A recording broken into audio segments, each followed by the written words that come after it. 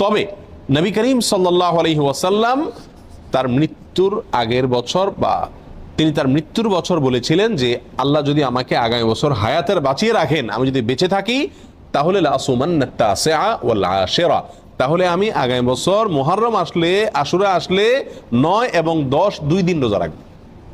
এই হাদিস থেকে বোঝা গেল নবী সাল্লাল্লাহু আলাইহি সাল্লামের আকাঙ্ক্ষা ছিল, তার নিয়ত ছিল, তার ইচ্ছা ছিল আশুরার সাথে আগের দিন রোজা মিলিয়ে রাখা, অর্থাৎ 9, 10, 10-11 না। এই জন্য উলামায়ে কেরাম বলেন সবচেয়ে উত্তম হলো আশুরা উপলক্ষে একজন মুমিনের জন্য 2টা রোজা রাখা। আর সে 2টা রোজা হলো কোনটা?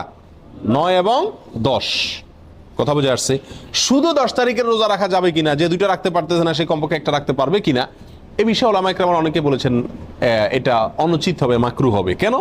কারণ হলো ইহুদিদের সাথে মিল হয়ে যায়, নবী সাল্লাল্লাহু আলাইহি ওয়াসাল্লাম ইহুদিদের থেকে ব্যতিক্রম করতে বলেছেন, সেজন্য একটা রাখা উচিত নয়। আর অন্যান্য উলামায়ে কেরাম বলেন যে না, ইমামাত চাইতে